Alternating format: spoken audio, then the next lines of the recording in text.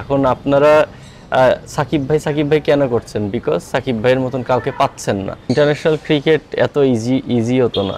তো সাকিব ভাই কতটা রেডি আছেন বা উনি যেখানেই আছেন সেখানে ঠিকভাবে প্রিপেয়ার্ড হচ্ছেন কিনা বা প্রিপারেশন নিচ্ছেন কিনা, বিশ্বকাপের মতন একটা বড় আসরে যদি উনাকে চিন্তা করা হয় তাহলে এখন থেকেই উনাকে আবার ওই ফ্যাসিলিটিস দিয়ে ওইভাবে প্রিপেয়ার্ড করা উচিত, অন্য ৮-১০ জন যেভাবে হচ্ছে। দেখেন, যদি এমন হতো যে মানে কোনো কিছু না করেই মাঠে এসে পারফর্ম করে দেওয়া যাবে তাহলে আর মানুষ কিন্তু প্র্যাকটিস করতো না। টিমের খেলা তো দেখছেন, আসলে বাংলাদেশ টিম আসলে এই অবস্থা কেন? মানে আমরা তো খারাপ ভালো ভালো সময় গেছে, আমাদের খারাপ সময় গেছে, মানে সংযুক্ত আরব আমিরাতের সাথে দুটো ম্যাচ হারা, পাকিস্তানের সাথে ডমিনেট না করে হারা, মানে এইরকম অবস্থা কেন হলো? আপনার কি মনে হয়?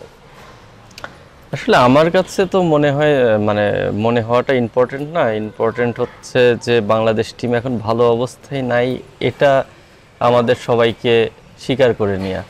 কারণ আর একটা জিনিস তো একদিন দুই দিনে হয় না। আমি অনেক আগে থেকেই বলি যে এটা অনেক লম্বা সময়ের ফল। কারণ আমরা আলটিমেটলি ক্রিকেটিং স্ট্রাকচার কোনোভাবেই তৈরি করি নাই।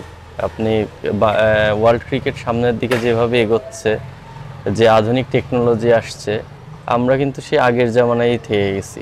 আজ থেকে 15-20 বছর আগে যে স্ট্রাকচার ছিল একই জায়গায়, আপনি নতুন কোনো কিছুই ডেভেলপ করে নাই। তো একটা প্লেয়ার তৈরি করতে গেলে আপনার একটা দুইটা কারণের জন্য হয় না, এটা ওভারঅল আমি মনে করি আমাদের পুরো ক্রিকেট সিস্টেমটারই দোষ দিতে হবে। মিঠুন ভাই, এটা তো আসলে একদিন দুদিনে হয়, মানে আপনারা অনেকদিন ধরে বলছেন এই কথাটা, অনেক কিছু নিয়ে কথা বলছেন, অনেকে অনেক কথা বলছে, কিন্তু আলটিমেটলি আসলে কিছু হচ্ছে না। বাংলাদেশ ক্রিকেটাররা হয়তো চেষ্টা করছে মাঝে মধ্যে তাদের, কিন্তু আসলে ওই জিনিসটা হচ্ছে না যেটা হওয়া দরকার। এখন আসলে কি দরকার বাংলাদেশ ক্রিকেটে? আমার মনে হয় যে আমাদের সবার আগে হচ্ছে আমাদের জিনিসটা ফাইন্ড আউট করতে হবে যে ইন্টারন্যাশনাল মানের ক্রিকেটার তৈরি করতে হলে কি ধরনের ফ্যাসিলিটিস দরকার, কি কোনভাবে চললে ইন্টারন্যাশনাল ক্রিকেটার হওয়া সম্ভব, এই জিনিসগুলো আগে ফাইন্ড আউট করতে হবে, তারপর সমাধান। আমি আসলে খুব একটা শিওর না যে আমরা জানি কি না যে একটা ইন্টারন্যাশনাল মানের ক্রিকেটার তৈরি করতে হলে তাকে কি ফ্যাসিলিটিস দিতে হয় বা কিভাবে। আগে জিনিসটা ফাইন্ড আউট করতে হবে, তারপরে আমার মনে হয় যে যদি আমরা সৎ ইচ্ছা থাকে তাহলে ডেফিনেটলি আমার মানে ক্রিকেটার তৈরি করা সম্ভব। কারণ আমরা হচ্ছে ক্রিকেট পাগল জাতি। তো আমার কাছে কোনোভাবেই মনে হয় না যে এটা সম্ভব না, কারণ প্লেয়াররাও তাদের দিক থেকে সর্বোচ্চ চেষ্টা করে। ইভেন দেশের মানুষও ক্রিকেটটাকে অনেক গভীরভাবে ভালোবাসে এবং সবাই চায় বাংলাদেশ ক্রিকেট ভালো করুক। তো সবার চাওয়া যদি থাকে তাহলে কেন হবে না? আমি বিশ্বাস করি এটা সম্ভব।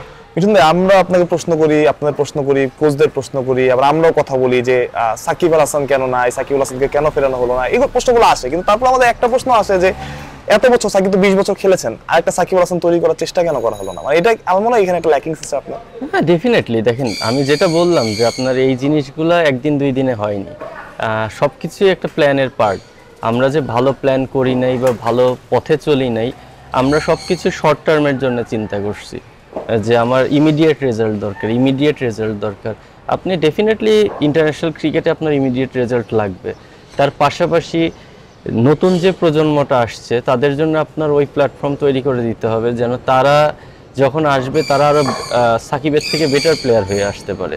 সাকিব ভাই, তামিম ভাই, মুশফিক ভাই, যাদের না কথাই বলেন আপনি, নেক্সট প্রজন্ম কিন্তু ওনাদের থেকে বেটার আসার কথা। এখন আপনারা সাকিব ভাই কেন করছেন? বিকজ সাকিব ভাইয়ের মতন কাউকে পাচ্ছেন না এবং সাকিব ভাইয়ের ল্যাকিংস চোখে পড়ছে যে সাকিব ভাই থাকলে হয়তো বা বেটার হতো।